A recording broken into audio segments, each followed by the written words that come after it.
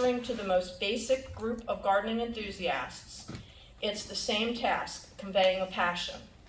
In 1993, I started at Chanticleer Garden in Wayne, Pennsylvania. The garden in its infancy then has been amazing to watch evolve. Like many public gardens that seek to educate through plant labels and collections, Chanticleer fosters innovation and creative thinking. The horticulturists there are artists as well, and creativity is encouraged, not suppressed. I oversee the courtyard gardens with an emphasis on tropical, subtropical, and tender perennials for seasonal display. My position at Chanticleer affords me the privilege of creating and maintaining our visitors' first and last impression of the garden. Dan's here today to talk to us about that garden. Amazing, always inspiring Chanticleer. Let's welcome Dan Benarcik. Oh, and please mute your telephones. I'm taping this for Ben. Thank you very much. Can all of you that wish to do so hear me? Okay. I wrote that? Really? There are days I can't string words together to make a sentence. Let's hope today's not one of those. Can everyone hear me okay? We're all right with that? Great. Thank you all very much, Garden Gallivants, for having me here today. I'm going to swing this one out of the way. And so I'm the first. Am I like the sacrificial speaker? It wasn't in my contract. Okay. It's great to be here. And like I say, it's about conveying a passion. And that's what I'd like to do today. The talk, let's just advance this ahead. Come on, wake up. Oh, now it doesn't want to move. Give me just a second. Technology, let's just hope it doesn't catch on, right? Yeah, we'll make it work. There we go. If I could have the lights down up front. There's a buzz. There we go. That's good. That is good. There'll be no note-taking today. That's wonderful. Great. Thank you, Brent. You're very welcome. Thank you, Brent and Andrew, in advance for your support with this. I was asked to give a talk called The Art of Garden Making. And we're going to give that talk today. But I will say that it's based on a book that I'm holding here in the dark called The Art of Gardening. Trust me on that. That was a book that we, the staff at Chanticleer, wrote in 2016. It was edited and compiled by Bill Thomas, our director and head gardener.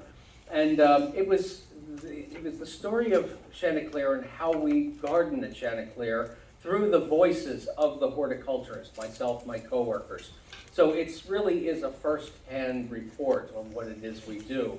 And so this is a bit of a talk that I have given on the book, The Art of the Garden, The Art of Garden Making. But in doing this talk, all of these images are from Chanticleer. You will see the softer side, the intimacy, the grand views of Chanticleer, and what we tried to create. It's not just planting the perennials here and the annuals there. It's creating garden spaces and what's involved with creating garden spaces. Okay, now I was facing forward in the front row when Michelle asked how many had been to Chanticleer. So I'm going to ask that a question again. How many of you have been to Chanticleer, just so I have a sense? Okay, there's a few.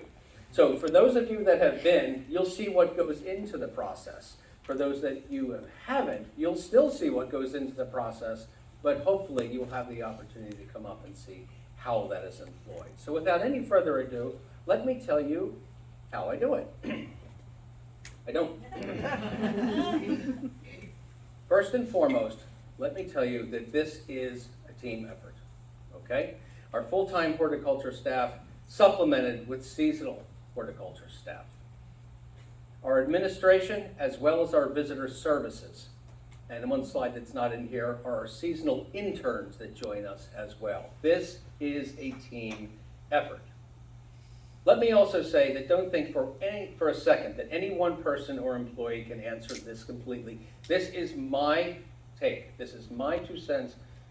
my vision, my observations, my perspective, and at best, I can honestly give you that. We in the trade, or at least in the regional horticulture, feel this way. We do this for ourselves first, our peers second, and the public third. I say that because if it's not meaningful for us, why the hell do it? It's not real, okay? It has to mean something to us. And furthermore, there is always good-natured competition among our coworkers. Who's going to do the better job, and then the public benefits from that. But you must have an emotional investment in this. You need to convey some passion to others and understand that it's meaningless unless we can share this with anyone, this idea of the public garden. Now let me take that to your gardens for just a moment. Do you invite friends over to see your garden? You're doing the same thing. It's just a matter of scale. But the objectives and the reasons for doing this are just the same. So I will be asking questions and I'm provoking thought about gardens through this talk. Now, are you connected with your garden? It's really easy to be connected with our gardens now. The lawns are green, the trees are breaking, the plants are blooming. It's not winter anymore. This is lovely. But do we stay on it through the season, through the drought, through the ungodly hot summer, the bugs, the weeds, the challenges? Are we still connected with it, or is it a loveless relationship? Think about that. Are we really willing to accept the responsibility and the work that goes into creating a meaningful space? You know what, I'm going to back up just a little bit, just to give a little this is a view of our grand hill. At the very top of that hill is a giant house. It's called Chanticleer. It also happens to be the same color as the mist in that picture. So again, take my word on it. That is our grand hillside. You'll see other perspectives of that. We're standing among the serpentine garden taking this image. It was a summer morning. And the serpentine garden is named so because of the serpentine-shaped beds, serpent-like beds. This is where we reintroduce the public to the beauty of agriculture. 2 agricultural crops, a cool season crop and a hot season crop, are planted into these beds every year. Different crops: sesame, flax, wheats, barley, sorghum, sunflowers, tobaccos, just to name a few. Wheat and cornflower are in there now. Brassicas, mustards, rape. All of these plants that are part of agriculture and part of our daily existence, but people don't realize what plants provide. And it's a way that we can re-educate and at least reintroduce our public to agriculture and what plants do for us. Now I say, do you convey your passion to others? What does that mean? Do you convey compassion, your passion to others? Excuse me. It's things like this. When you are able to bring a friend and show them, did you see the buds on that flower? If any of you are in the trade and you have clients that you consult with, garden design, container design, whatever the level is, if you can introduce someone to the intimacy of their own garden, that is a wonderful, wonderful thing. Find something in your garden that is special and generally goes without notice, and celebrate that, or at least embrace it and learn it, and then share that with someone. That is sharing a passion. Subtle observations and making notes of that for your own garden development, but importantly to share with others. Once you have done that, the enthusiasm of the garden is contagious. You will share that with friends, they will share that with friends. This is our cut flower garden. In a previous incarnation, we've made some changes there. The vegetable garden behind. One thing I failed to do, and I'm just going to put in a little historical plug, for Chanticleer itself. Chanticleer is a public garden 17 miles west of Philadelphia. We were the summer home of the Rosengarten family, wealthy Philadelphia industrialists who made their money the old-fashioned way, in drugs. Wholesale pharmaceuticals. They're a small foundation stone on which Merck Pharmaceuticals stands on today. They made a very good job of creating a large business of substantial fortune, but they did a really lousy job of creating heirs. That is to say, that the endowment is left over from the original Rosengardens, with a single open directive to keep the property open, keep it delightful, and keep it accessible to the residents of Radnor Township, Delaware County, Pennsylvania, where we're located. We have extended that, obviously, to welcome all who come to visit. But that's just a little backstory of Chanticleer. And as such, there was a cut flower garden, there was a vegetable garden, and we'll see other aspects of this summer home. But one of the things that we like to feature is detail, and that's about noticing, slowing down, taking the opportunity, and noticing. That's in any garden, especially your own. Whether it's just a simple woven willow branch to break up a stucco wall, to create a little pattern behind those callas, or just some free little blooming iris at the base of a large espalier, a ginkgo espalier. They're just these little moments where you can break away from the crowds, not that we're overly crowded, but find that quiet moment in the garden for yourself, perhaps for your guests. At Chanticleer and in your own gardens, give people access to plants in your gardens. What does that mean? Give them proximity to those plants, interact with those plants, and create spaces for them to experience, as I just indicated. What do I mean by proximity? We do a lot of containers. I put out anywhere between 120 and 150 containers every season. That's just myself. I have a counterpart that does the same in another garden area. We do a lot with containers. It's wonderful, it's fun, it's portable, and it's mobile. We can configure and reconfigure container combinations and change them seasonally. Location, the type of container, the contents of the container. That's one of the wonderful things about container gardening, but it allows you to bring those containers into the public space for proximity, for interaction. The visitor services kiosk, the very first interaction you have with Chanticleer, where our greeters welcome you, orient you, and send you on your way through the garden. We want you to realize that you are in a garden the minute you step out of your car and toward the visitor services kiosk. And if you choose to take one of the house tours, a simple 4-room walkthrough, the emphasis of the garden, not the house itself, but we do understand that there is interest in how the family lived. We give you access to that, but fresh flowers are arranged every day for the tours and also in the restrooms. Just the little details that keep it special. And creating spaces for people to experience, all right? We have lawn areas, we have openings in the forest. We create and build our own furniture in-house, okay, from lumber that is felled, milled, and prepared on site, all right? So there really is literally a connection to that environment from the furniture there. So, sometimes we'll have 6 chairs in a row.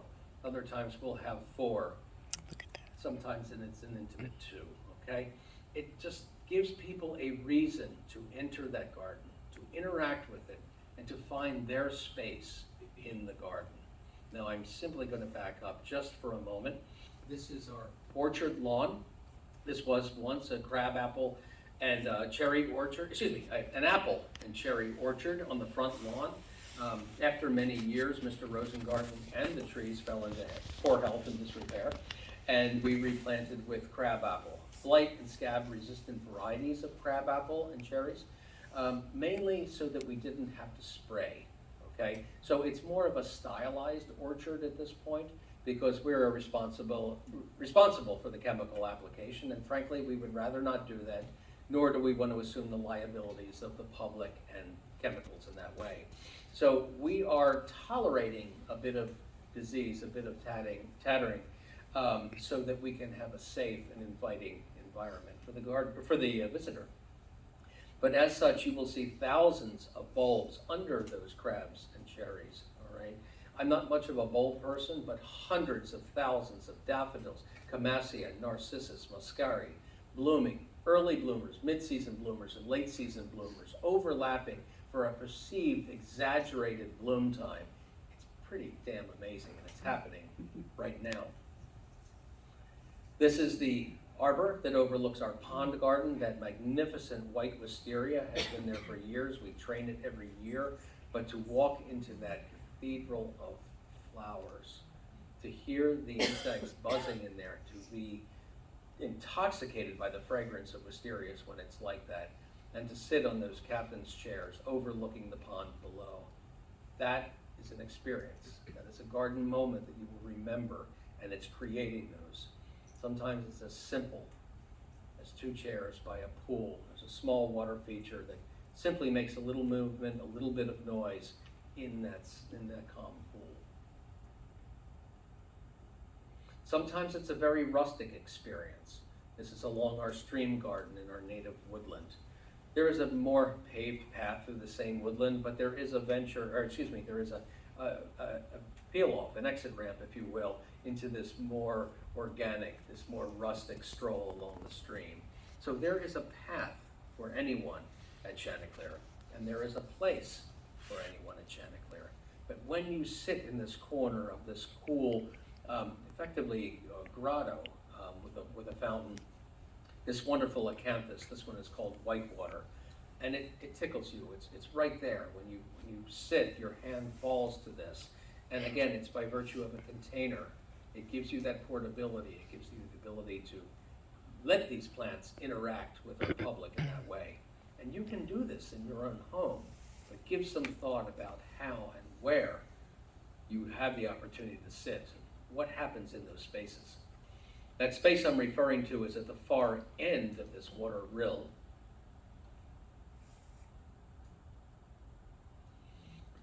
This is the entrance courtyard that I maintain. The reference was the first and last experience that a guest gets at Chanticleer, and this is part of my courtyard experience. But I like to, as I mentioned, put plants, in this case, a vibrant orange bromeliad called Echmea blanchetiana exfulgens, and admittedly it's a mouthful. I just call it that happening orange bromeliad. But I put that in pots, not humble little pots, but 4 or 36-inch tall black glazed pots. And those plants are sizable themselves. And I put them in the garden as if they are visitors looking at the garden itself. So when you walk through that space, you interact with those pots. In some of the cool, quiet areas of the garden, simple bowls of water, floating what's happening in the garden that morning. Okay? Everyone on staff, the full-time staff, the interns, the assistant horticulturists, the visitor services staff, have the opportunity to create, to walk the garden, to see what they respond to and bring it back and make a moment. And it is generally a moment. It lasts about 2 hours till the first group of kids come through and slam it around. But that's the reality of it. But we are in the public garden realm. To have a public garden without the public it's just not the same. So we fix it, we bring in new, and we recreate. The point is, this is something that you can do at home. This is special, it's meaningful, and your guests are delighted by it. Our return guests find it. But once you've made an impression like that early on, that impression stays. Just a few little images, just this week actually, I just took a few shots before I packed my bags to leave. One of the things I like to do is exaggerate the experience.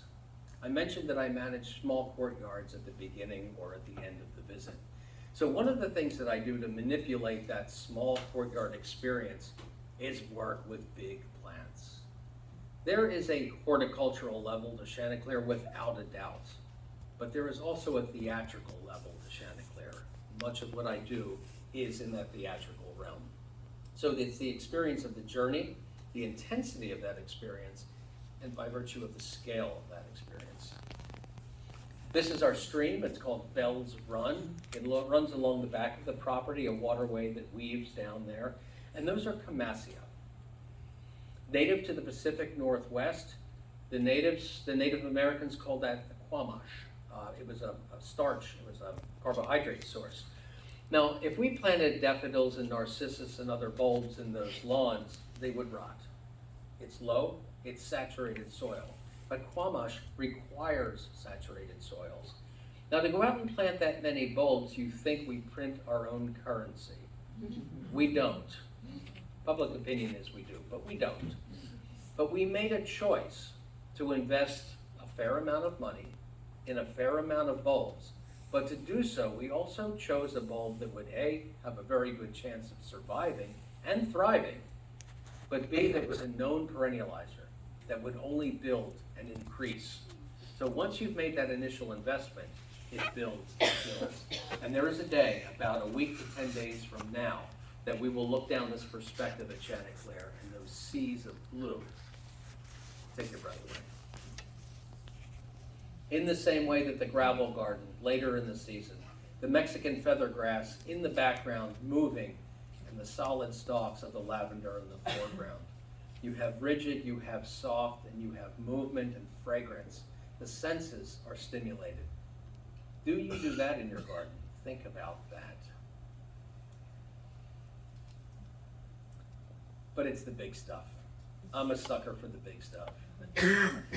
Whether it's on a hilltop in New Zealand, this is Dracaena indivisa. This would last about 7 minutes in the heat and humidity of Philadelphia or Knoxville. But it's not going to stop me from looking around. A little nursery, a little private nursery in Florida when I was out plant hunting. I want to find the big plants to put in the small space to make that exaggerated experience. I want you to come in, walk by pots that are 14 feet tall. That pot itself is 42 inches tall, okay?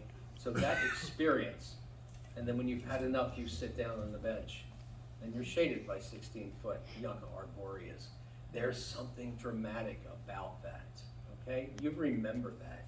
You may not be entirely comfortable with it, but you remember it, and that's what we want to be. Create a memory. A few more shots of recent development along that very same stream called Bell's Run. We were prone to flooding and washout in this area with summer thunderstorms and deluges. So you see the new development on the left-hand side. Przemek Walczak, our gardener in that area, did some regrading, did some soil stabilization and soil improvement, and an array of sedges have gone in there. Those sedges that tolerate immersion and are very water tolerant, but also that knit together to hold the soil. So there's both an aesthetic and a practical component to much of the design that we do as well. Plus, at the same time, it's just a fun little interaction with the stream in that area. We had that same opportunity to reroute one of our paths.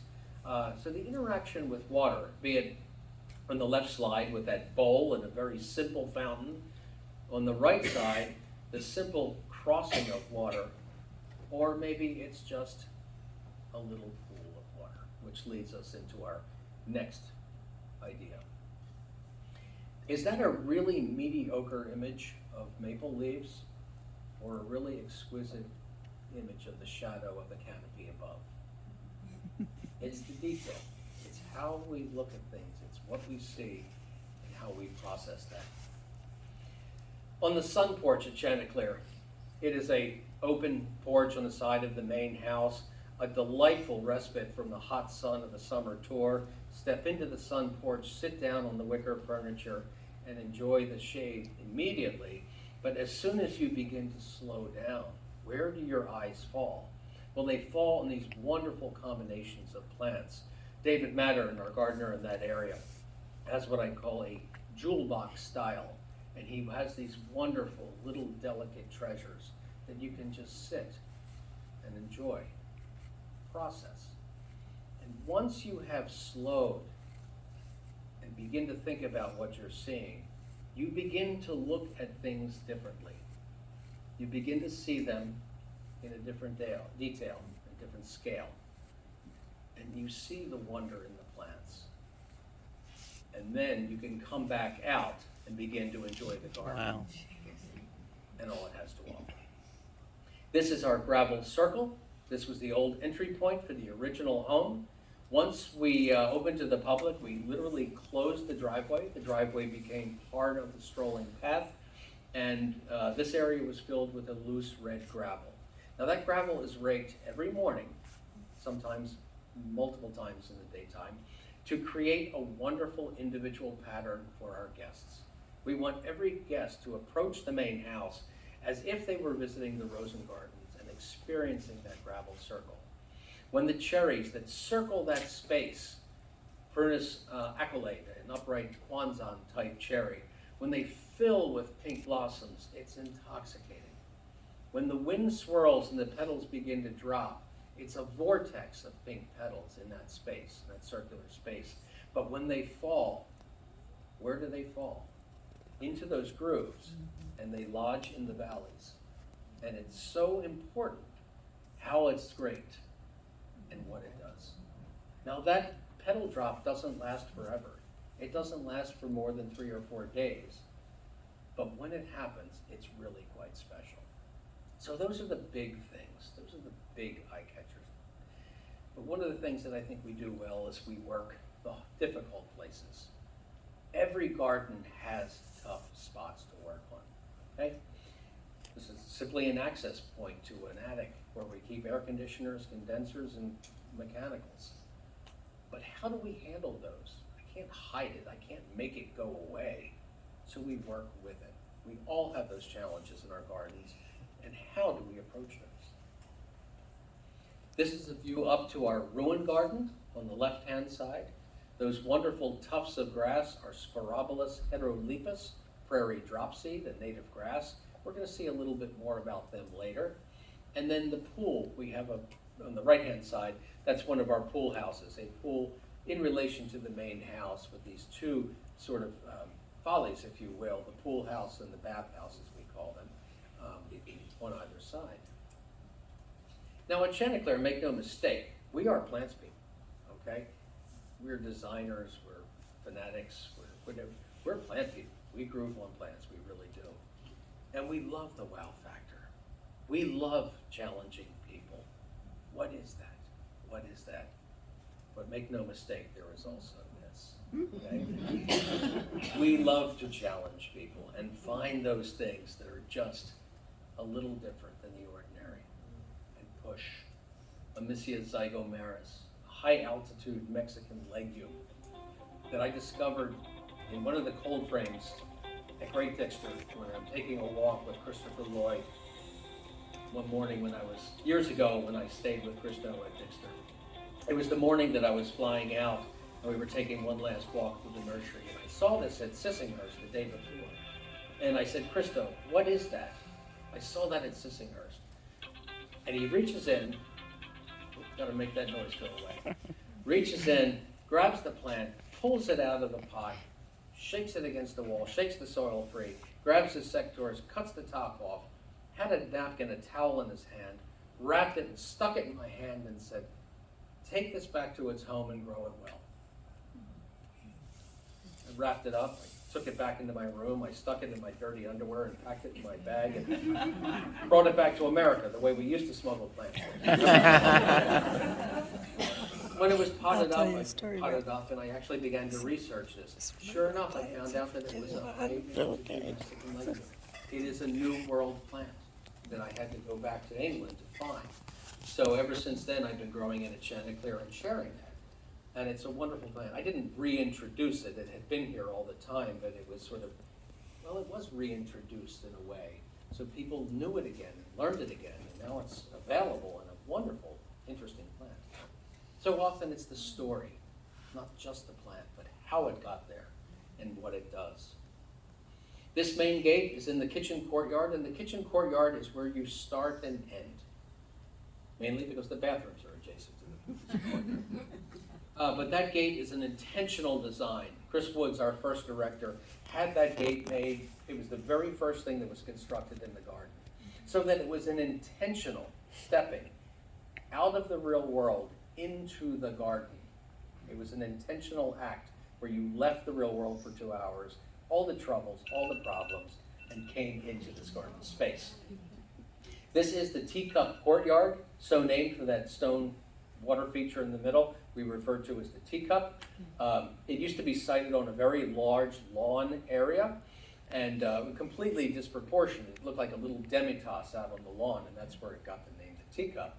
I was moved into this space literally a week before I arrived at Chanticleer and plumbed to be a water feature. But that teacup is a touchstone. You'll see other images as we go along of the teacup courtyard. Everything is removed from that teacup courtyard every season, with the exception of that water feature, and reinvented twice a year. A spring display and then a summer display that takes it through. So the big question for me always is, what's it going to be next year? No, what's it going to be next year? I've been doing this for 25 years. I don't know. I'm running out of options. Okay? This is my challenge. But one thing I always do is I'm always looking for new. I'm always looking for interesting. And if I can just present interesting, I can always start there and then develop an aesthetic sort of support to that idea. Cecropia palmata, a pioneer species in the subtropical zone. When I say pioneer species, you know what that means, right? It's a weed tree. It's a weed tree in the tropics. But let me tell you, when those leaves fill out to about 24 to 30 inches and are towering over your head, it's pretty damn cool, okay? And we saw that orange bromeliad before. The little glimpse of the tennis court garden. This was previously the clay court that the family shared at Chanticleer. Like I say, it was the summer home. That's 3 people that didn't do what you asked them, Michelle. When it goes to 5, the lights come up, right? That's the deal.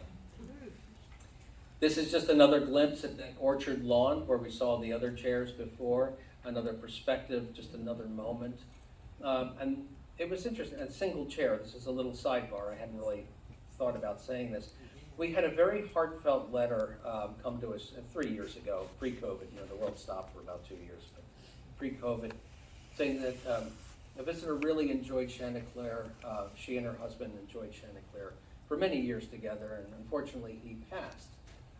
But every time that she visited Chanticleer now, there were always 2 chairs, and she sat alone. And she was wondering if there's a chance where we could have 1 chair. We never considered that. And we had the opportunity to do that and accommodate. And I think that's really special that people feel comfortable enough to voice that and that we are nimble enough to be able to respond to that. I felt really good about that. The gravel garden, just a prelude to the gravel garden. This is as it sweeps down toward the pond. That arbor that we saw before with the white wisteria off to the left. And as you turn your head the other way, you look up into the gravel garden here late season with wonderful radon's favorite aster combined with October skies. A wonderful 1-2 punch. The color values are very similar on those 2 asters, but they bloom 3 weeks apart, or there's the bloom time 3 weeks first on the first one, and then the second one picks up the bloom for an exaggerated almost 6-week bloom time with these asters in the gravel garden. But even those big spaces, the small spaces are important, okay? We work the big things, but unless the details are there, it really doesn't hold up. We like to play with color. We work with combinations that are not even necessarily socially acceptable, but we have fun. This is gardening. This is not brain surgery. No one is going to die if the combination isn't dead on. Vibrancy and interest. Okay? When you have found that spot, what is happening around you? Do the eyes keep moving even though the legs aren't? Think about that. We're going to move on to our next phase. Birds got to swim, and fish gonna fly. What the hell does that mean, man? What it means is for you that might have the opportunity to encourage your people, your staff, yourself, to take a chance to do something you've never done before. Step outside that comfort zone and try something new. See that large fallen beach log? Well, it's not really a large fallen beach log. It's a bridge across a stream. Jump back for a second. But that same Shevik Bolchak, the gardener, is a self-taught blacksmith and metal worker. So he wrapped that bridge in aluminum and he painted it and it is a wonderful entrance into the woodland garden. Now, we didn't just hand him a pile of aluminum and a pile of money and said, do this. We worked toward this. He hand-forged all of those fence elements to get the insurance agents off our back for the water wheel that turns there. Something about a 2.5-ton rotating mass and kids getting into it. They wanted an 8-foot cyclone fence. We negotiated to this. But that fiddlehead motif was inspired by the ostrich fern that you see contained in there. After he finished that, he moved on to this fence. A fantastic hand-forged Dr. Seussian entrance on the back side of the property, fully accessible to guests, but not often seen. And the motorists that drive by there at 75 miles an hour in a 35 zone don't seem to notice it. But it's there. But based on these accomplishments, he moved into that bridge. So it's empowering people to try things new. Doug Croft, the gardener that worked with us for years, wanted to try ceramics. And so he was, in the wintertime, empowered to do that. Wall plaques, vases for the arrangements in the restrooms and the visitor services areas were created in-house by the staff. Someone wanted to work with stone and metals. That ungodly heavy fruit fell years ago. It stays there. But it's endured, and it's really wonderful. So this is stepping outside of that comfort zone. People that have the idea of a piece of furniture that they want to build, but they don't know how to do it. In the off season, I change hats and I become the woodshop manager. And I facilitate other staff that have an idea but don't know how to do it. And we work together and we create these pieces. So it's to empower someone to try something a little bit outside of that comfort zone or that known zone, because when it happens, it's really something special. I occasionally even get to turn a wrench to create some interesting things too. A giant table that sits above a very tall hill with a commanding perspective back on the garden. But see, to build a small table under those dawn redwoods at the top of that hill, it would look ridiculous. You have to consider the scale. And so I had to make it massive, and it is appropriate. It's pretty wonderful when you get up there. Our Asian woods restroom. This is geographically about halfway through essentially a 1-mile loop, okay? So it's the farthest point from the restrooms, the parking lot, the initial entrance. There is a water fountain, restroom facilities, and also shelter from summer storms if one should kick up, okay? So we worked with our craftspeople, we worked with our local contractors, a team of contractors that realize that we're not absolutely crazy because we're garden people, but actually understand that we're working toward an aesthetic.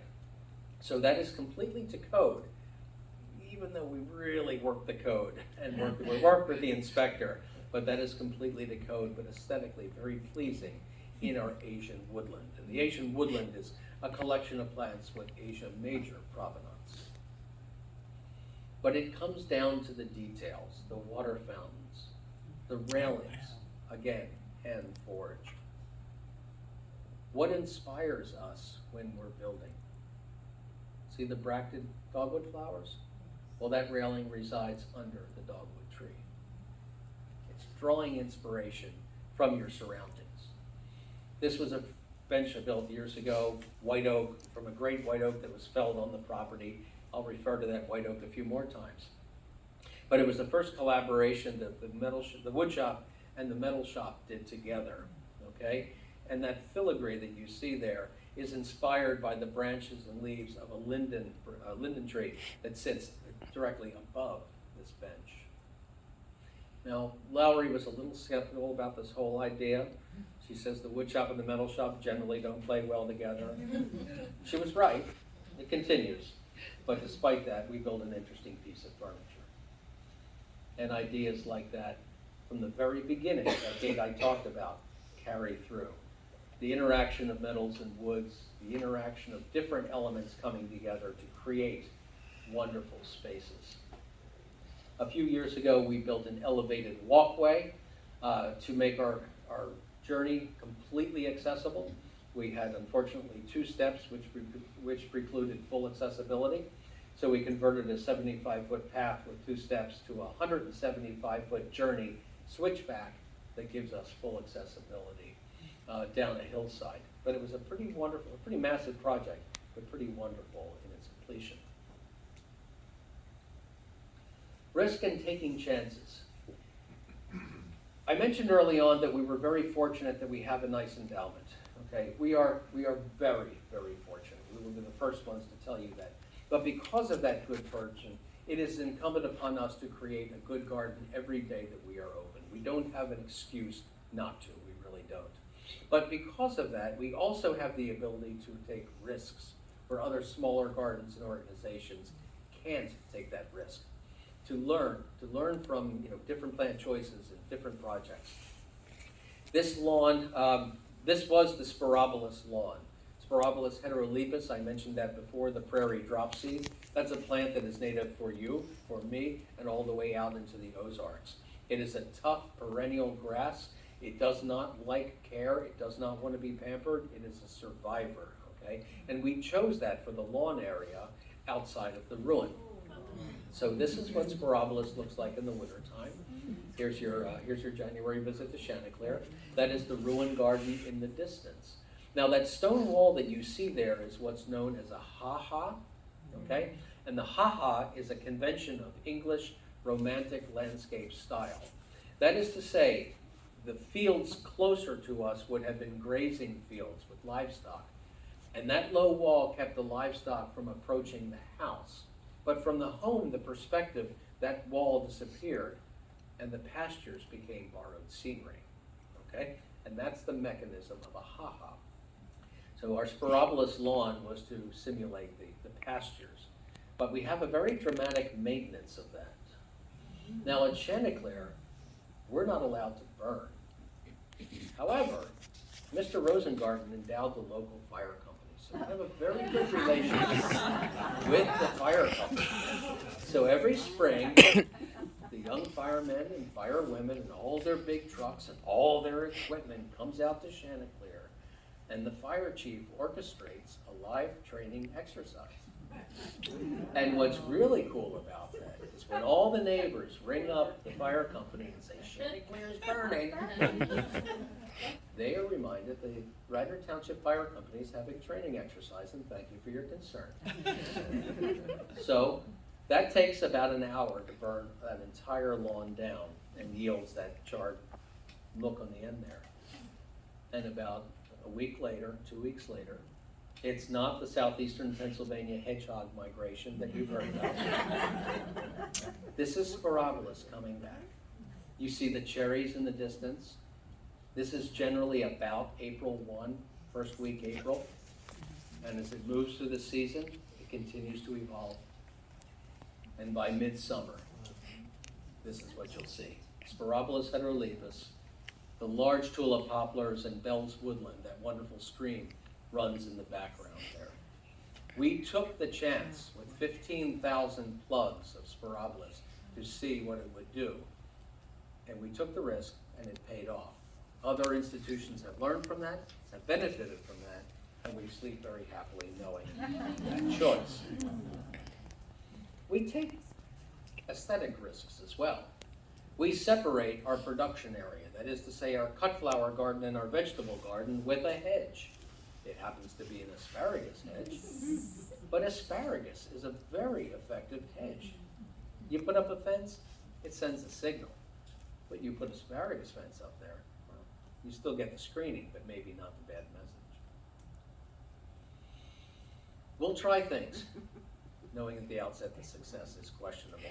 Cypripediums. This happens to be an Asian lady slipper orchid. For those of you that know these plants, that there is usually a very intricate mycorrhizal relationship with the roots and the soil. That is to say, you just can't dig it up from here and put it there and expect success. There's a lot that goes into it. But we will try and we will manipulate and we will do the best to prepare for a change like that, to improve our chances, if you will. We will try things that others haven't tried yet. Aesthetic combination, our vegetables and our ornamentals, color combinations, and basically just pushing the limit, as I mentioned, of social acceptance and see it. You know, how much is too much? Well, go to Chanticleer, they have a pretty good idea.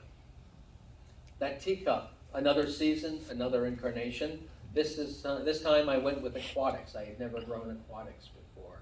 And I put them in large bowls and had a wonderful response with it. And so much so that I'm going to use it again, not in this space, in another space, but based on the success of that year. Taking chances. That serpentine garden, where I say we use the agricultural crops, one season it was a tapestry of brassicas, cabbages, kales, and look at the texture of that. Isn't that amazing? Little blue stem in the background with red cedars and willows behind. Another year, another crop. You see the serpentine beds I talked about? And see how the main path literally bisects one of those beds? That's the interaction with our guests and agriculture.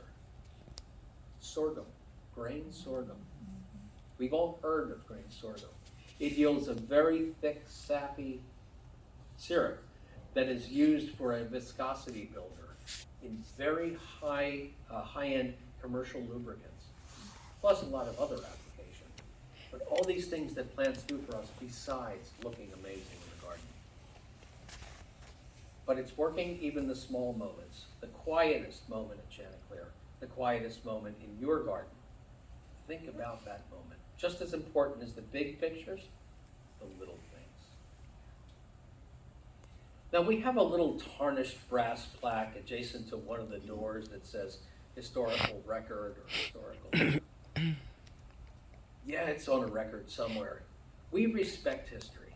We acknowledge it, but we move past that history. We are not bound at Chanticleer. Many gardens that have a historical component are bound by that. We shrug it off. Okay? We respect it. We maintain that house. We maintain the garden areas and the definition of the space. But we play with those spaces and we work them. Remember that teacup I talked about? That little demi-tasse, and it still doesn't show the perspective of the large lawn that it was on. But we moved that into a place. We didn't disregard history. We just put it in a better place. Much more interesting and fun, proportionate space. Here it is in its winter plumage. We call that the nose cone. We put that over top there. A little bit later in the season, early in the season, just before things break loose. The ruin garden. The ruin isn't created. The ruin reflects a home that stood there. Chanticleer was the home of the Rosengarten family. Mr. and Mrs. Rosengarten had 2 children, Adolf Rosengarten Jr., jump back, and a daughter, Emily. Adolf went on to take the reins of the chemical company, built the chemical company, but didn't build the family. And he and his wife built this home and lived in it, and it was called the Minder House, German for small house. The daughter Emily and her husband built the other home, which is now our administration building. It was interesting. So ultimately, the 2 kids married and lived on the property, and they used mom and dad's house for the party barn. That's really what it was. When guests came, they all stayed at the big house. When the parties happened, they all stayed at the big house. But the Mr. Rosengarten Jr.'s home was here, and the decision was made to systematically dismantle that home and create a ruin, which is very popular in the old country, but not so much in this new world. The engineers got involved, and the fact of the matter is the home was nothing more than a stone veneer over a concrete block. So we couldn't really dismantle it without putting additional structure and support, and it diminished the entire aesthetic intention. So what we did was we took it to the ground, poured a new concrete foundation, and built, as the insurance document reads, a self-supporting, seismically stable ruin of the home that once stood there. And this is the ruin garden that we have today. Before we took that house down, we salvaged the roof tiles. These were fired glazed tiles from Chicago. It says so on the back of each tile.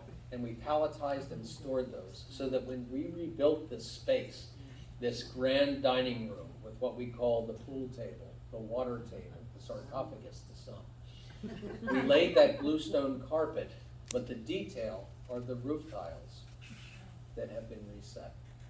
We repurposed that. Looking down the water table toward the fireplace, that is the mantle decoration. Spin to another direction, the views out the windows of the ruin were the same views that were out the windows of the home, because the windows, the door, the fireplaces are exactly the same as the house that once stood there. And those wonderful, wonderful weeping Norway spruces that have been there for years are taking on a personality. The grotesques. It's pretty interesting in the winter. That's a little glimpse of our ruined garden. History, not eliminating it, acknowledging it, but moving it forward. The tennis court garden, I referred to that very early on. This is the earliest image that I have of the tennis court garden. It was the very first place that Chris Woods, the first director, planted intentionally plants in the garden. So it is by definition, the oldest portion of Chanticleer to be gardened. It had evolved a bit and evolved to a point over about 32 years. But essentially, back up, it is nothing more than straight lines and dead ends. And I had been lobbying for a while to take it in a new direction. And you know what they say about being careful what you ask for? You may just get it. Well, I got the go-ahead to create this new garden on December 9th, with the requirement that the garden was ready by March 31st for opening on April 1st. Careful what you ask for. You may just get it. So we were working, we saw our opportunity. I assembled the team and we went to work. We didn't even have a final design yet, but we knew it was going to be within that space. And I knew that there wasn't going to be straight lines and dead ends. I can assure you of that. The design began to come together, and we worked with that design, and we began to lay that design out. And it was happening in February. And it was happening 2 days before we opened. And then we opened, and it came together. This is a very early version of the tennis court garden. This is garden making on a very short timeline. Oh, sorry, that was a mistake there. The end of the first season. Some of the elements, the perennials are taking hold. That Taxus hedge, Taxus hicksii, the upright hedge, laid out 85 of them in 2 lines there. You know, I just can't lay out a straight hedge if I tried, really. I call it my conceal and reveal hedge. It's designed to take away moments of the garden from your view for just a moment. Not entirely, just a moment, but force your view to another area of the garden. And as you continue to stroll, reveal the garden to you again. And that movement, the wave through there, it's really interesting as it guides you through the space. Now, I can't really see it. Oh, so that's the Taxus, that wonderful orange off to the left. Salix britsensis, the cultivar is flame, the flame willow, for wonderful shoulder season. Shoulder seasons being spring and fall. Certainly in the wintertime, we're not open in the winter, but certainly in the shoulder seasons it works. We have yellow twig dogwood in there as well, and in the far left-hand corner, that was Cornus cardinal, one of the red-stemmed dogwoods. Unfortunately, it did not fare well and has been replaced. We're not 100%, but we did pretty well with our choices. We simply made the adjustment and moved on. Now, we had great success. One of the realities of the space is it sits in a bit of a bowl. Air circulation, heat, and humidity, and popularity. We really couldn't keep the lawn. The lawn's looking pretty good there, but basically we had to adjust for that. And what we ended up doing was laying stone. We just couldn't keep the lawn alive. So we put these large stones in there. So the garden, even though it was made, continues to be made and continues to move forward. And this was about September of last. No, it's not, because the stones went away. I apologize. when you get an idea of how a garden can be made. And no straight lines, no dead ends. But there's still plenty of history there at Chanticleer. The old stucco walls, some of the wonderful old remnants. This nectarine that's still there, I believe. We're not going to take it out. We're going to work with it until the day that it's no longer with us. At that point, we'll take it out and put something new. We're not going to rush it out. Just a few more glimpses, details, quiet places within the garden.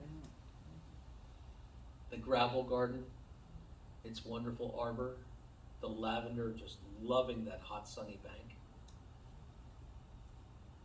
A few glimpses of wintertime. We still have winter up there, there's no question. We have the wonderful luxury of being able to close in the wintertime. But another image there, those are two Katsura trees. You can't see the trunk, it's hidden behind one of those arches. But two Katsuras of essentially the same age, a male and a female, planted right next to each other. Now that is history. That's been there for quite a few years. We are not going to rush that away. We will enjoy that every moment we can. But the day when it's unsafe or unhealthy, it will come out and the garden will continue to evolve. As I mentioned, whether it's a nectarine espalier, a pear espalier, those elements are still there. But one of the fun things about Chanticleer is we really don't take ourselves too seriously. We do consider things before we misbehave. Can't help, there's an OSHA safety video waiting to happen. It shows itself in some of our furniture. Just one guess where that garden bench resides. Our stone chairs that reside outside of the ruined garden.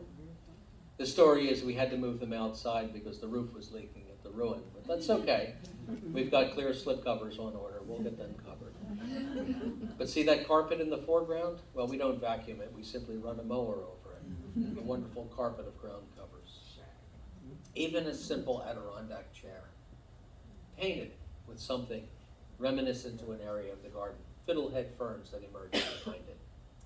Hell, we can't even plant in straight lines, you know? But the serpentine garden, early in the season, I couldn't even tell you what crop that was, but those early starts yield those wonderful effects later on. Now, at any point, have you seen the signage, the educational component, the labels? No, you don't. That's intentional. It's not that we want to keep the information from you. We want you to enjoy the garden first. We're not collections-based and we're not education-based. We're aesthetics-based. However, once you have the question, if you access these plant lists around the garden through a series of maps, keys, codes, you can access the information to find what's in bed 4 that matches that description. And if you can't, you grab someone with a Chanticleer label on them, bring them over and say, what is this? I must have it. That is what we do. We share that information. We just want to keep it subtle and for you to enjoy the garden first. We take a great deal of time and effort making sure the garden looks informal and comfortable. Quietly, we'll weed the moss. Many organizations can't afford this sort of time and effort. We feel it's very strong. From simple work like that to delightful plants like this that challenge plants people. Creating things, simple things, enjoying them, and sharing them. And it goes on all winter too, make no mistake. We simply shift our gears and work on other elements of the garden. And we plan for next season. The teacup again. We take steps. Now, none of what I just talked about means a damn thing unless we're accepting some responsibility of what we do, okay? So we take steps. Every time we're doing construction and retrofitting, we're now incorporating solar cells onto our roofs. We're producing the energy that we need for our service barn. All of our electric golf carts are charged by the solar production here. It also offsets approaching 1/2 of the staff office building as well. Not a total step, but we're taking steps in that direction. As I mentioned, we're working with our general contractors that we work with. We are collecting rainwater. Water is such an important resource, okay? We're not gonna drink this water, but we will use this water to save plants, to prioritize plants in drought periods. We've made that investment. We're gonna maintain them. So we collect that water, and we are responsible for our portion, plus the portion of others, a good portion of others, rainwater. And we collect that. This is the collection cisterns from our parking lot. Non-potable, you wouldn't want to drink this stuff. But trees don't seem to mind in drought periods, so we will use it in that way.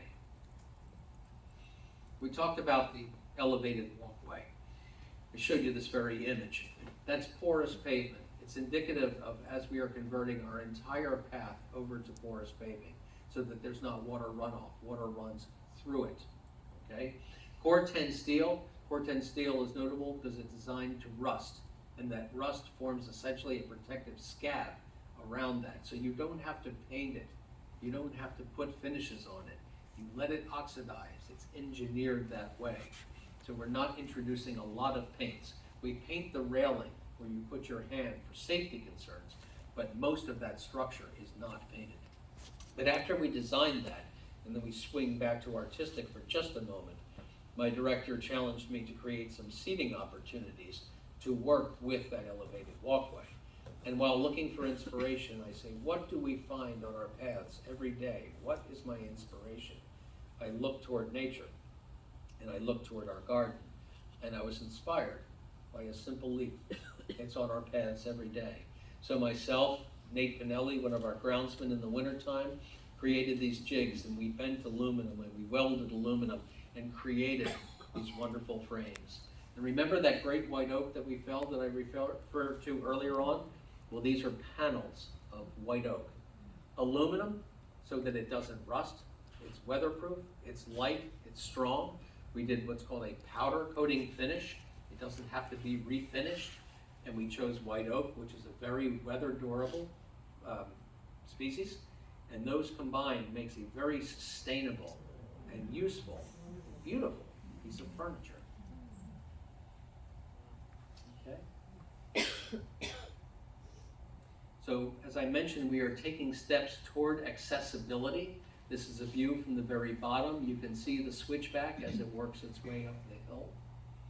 And that is essentially a loop around Chanticleer. But I just want to review a few ideas for us to sleep on. These are ideas that we talked about. Are you connected with your garden? But moving forward, will you be? When you have visitors in your garden, do you give people access to those plants, yourself included? Do you ever exaggerate the experience? Andy Pulte and I were talking today, and he used the term spectacle, and the importance of spectacle in your garden. I thought that was really wonderful. The devil in the detail. We all know the expression, and we all know what that means. And I contend it means something in our garden too. Never underestimate the wow factor. It's fun. It keeps us engaged. Birds gotta swim. Step outside your comfort zone. If someone works for you, empower them to do that. Respecting history and moving it forward as it applies to your situations. Invest in your people and take steps to lessen our impact or soften our impact on our world and what we're working with. And with that, on behalf of the Chanticleer staff, most of them, including Monty the dog, I want to thank you for your time today. It's been a delightful pleasure to speak to you today and hopefully give you some inspiration, some thoughts, and some considerations for your garden. Ladies and gentlemen, thank you very much for your time. I really appreciate it.